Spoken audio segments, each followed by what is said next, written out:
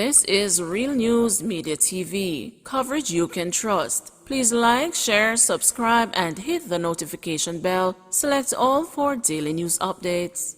Good afternoon, my Real News Media TV family. Welcome back to the channel for another news update for September 21, 2023.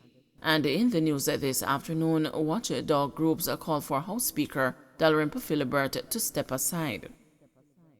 Executive Director of Jamaica Accountability Meter Portal, Jeanette Calder, is warning that House Speaker Marisa Dalrymple Philibert is facing serious legal problems based on the comprehensive investigations conducted by the Integrity Commission against her. Speaking with the news, Ms. Calder argued that the House Speaker will have to explain to the prosecutors how, after denying owing a $6 million Mercedes-Benz, she attempted to dispose of the vehicle months later. To say, no, I don't know about this car, license plate X, black Mercedes, no, I don't. But 2 months afterwards, the speaker signed a transfer, finalizing the sale of the car. What is reasonable, listeners, and this is a bit of speculation, which I usually avoid, but what I think the Integrity Commission is saying, it's reasonable if 2 months ago we have inquired about this car and you didn't remember, but you now remember and you're disposing of the vehicle. What do you think, Jody and listeners, the Integrity Commission expected the speaker to do? Would be to write and say, oh, guess what, guys?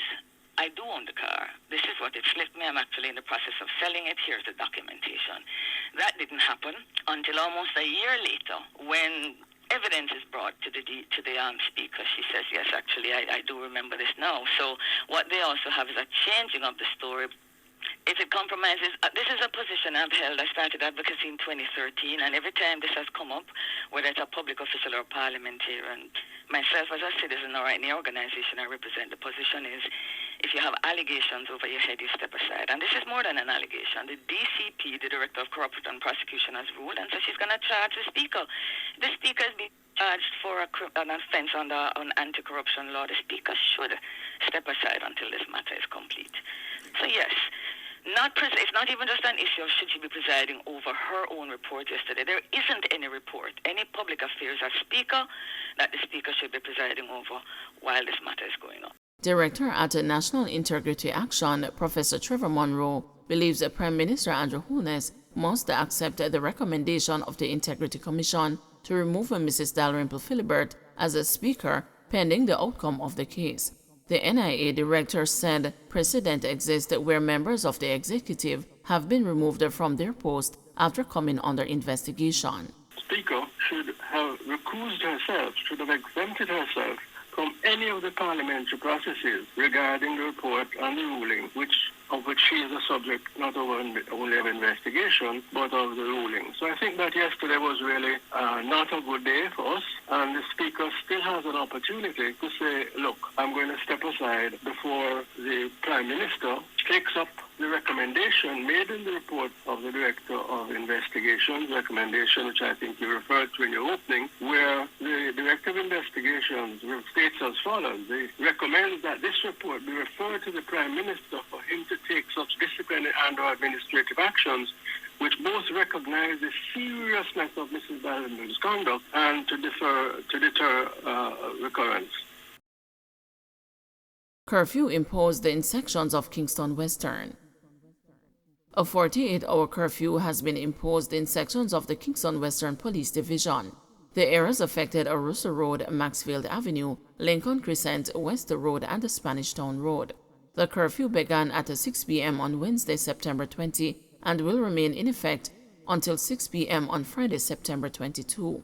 The boundaries of the curfew are north along Russell Road from the intersection of Maxfield Avenue and the Russell Road onto the intersection of Lincoln Crescent and Russell Road. East along Lincoln Crescent from the intersection of Lincoln Crescent and the Russell Road onto West Road to the intersection of Spanish Town Road. South along Spanish Town Road from the intersection of West Road and the Spanish Town Road to the intersection of Spanish Town Road and Maxfield Avenue. West along Maxfield Avenue from the intersection of Spanish Town Road and Maxfield Avenue to the intersection of Maxfield Avenue and the Spanish Town Road.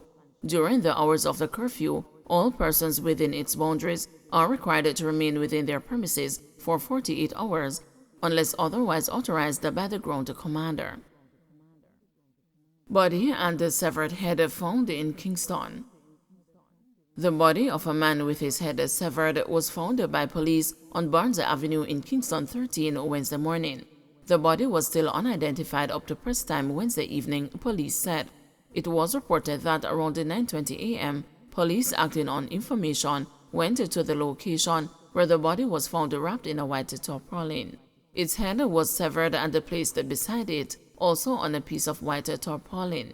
The body, the police said, was clad in black and blue checkered underpants, barefooted, about 5 feet 8 inches tall, appearing to be in its early 30s, and of a medium build. It sported a cornrow hairstyle and had its hands bound in front of it with a black electrical cord. The scene was processed and the body removed to the Kingston Public Hospital, where it was confirmed dead. It was later transported to the morgue pending a post-mortem examination. Correctional officer on manslaughter charge gets a bail. Correctional officer Everald Ferguson of the Tower Street Adult Correctional Center was on Wednesday offered bail following an application made by his attorney in the Kingston and St. Andrew Parish Court. Ferguson, who is represented by King's Counsel Peter Champagny, was charged with manslaughter following a recent ruling by the Director of Public Prosecutions and is accused of killing an inmate. He was offered bail in the amount of $600,000 with reporting conditions and ordered to return to court on December 1, 2023. Allegations are that the officer, who was guarding an inmate at the Kingston Public Hospital on December 24, 2022, shot and killed him. It is alleged that the inmate, Winston Richards, attacked another correctional officer. Ferguson intervened but was attacked by the inmate. Ferguson claimed that he was acting in self-defense. However, it was brought to the court's attention that the incident had been captured on CCTV footage and did not show that, at the time, Ferguson was under attack. In making the case for bail, Champagny indicated that it was regrettable that there were no accompanying audio recordings to demonstrate that the inmate was intent on killing his client.